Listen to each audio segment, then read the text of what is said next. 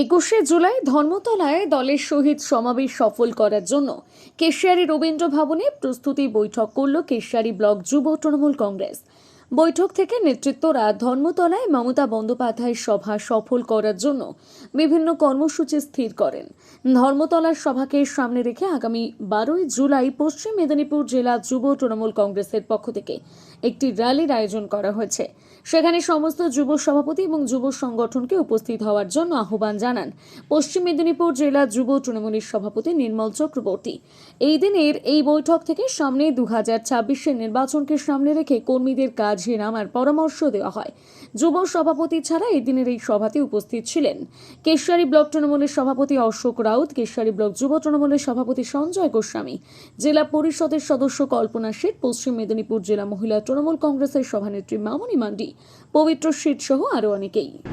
যারা প্রাণটা দিয়েছে কিসের জন্য দিয়েছে, তাদের যে পরিবার, তাদের বাবা মা, তাদের সন্তান, তাদের স্ত্রী, তারা তো আজও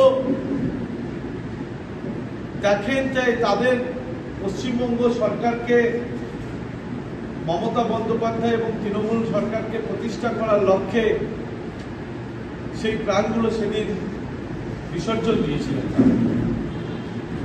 শুধু 21শে জুলাই নয়, খাদ্য আন্দোলনের ক্ষেত্রেও মমতা বন্দ্যোপাধ্যায়ের নেতৃত্বে যখন খাদ্য আন্দোলন গড়ে উঠেছিল, সেখানেও বহু মানুষের প্রাণ কেড়ে নেওয়া হয়েছে। আজকে আমরা ডেট করেছি, উপস্থিত হয়েছে।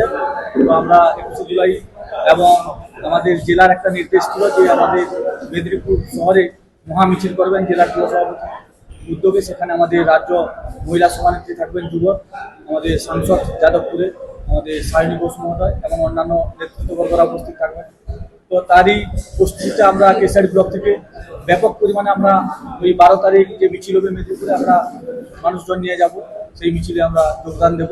এবং আমাদের যে ধর্মতলা চলো, সেই ধর্মতলা চলোর কিছু আমরা প্রোগ্রাম নিয়েছি আমাদের ব্লকে। প্রত্যেকটি অঞ্চলে অঞ্চলে আমরা প্রোগ্রাম করব যে 21শে জুলাই যে আমাদের ধর্মতলা চলো সেই যাওয়াকে নিয়ে। কেশিয়ারি ব্লক তৃণমূল যুব কংগ্রেসের পক্ষ থেকে একটা প্রস্তুতি মিটিং হলো 21শে জুলাই, এবং আমাদের জেলার যুব সভাপতি যিনি আমাদের নির্মল চক্রবর্তী, উনার নির্দেশেই আজকের এই মিটিং। কারণ আমাদের 21শে জুলাই কেশিয়ারি ব্লক থেকে আমরা যে বিপুল পরিমাণ কর্মী সমর্থক নিয়ে কলকাতায় যাব তারই, এবং আমাদের 12 তারিখে মিদনাপুরে আমাদের যুব নেত্রী সায়নী ঘোষ আসবেন, তাতেও আমাদের কেশিয়ারি থেকে প্রায় 2 থেকে 2,500 মানুষ আমরা মিদনাপুরে যাব, সেটি এখানে আলোচনা হলো।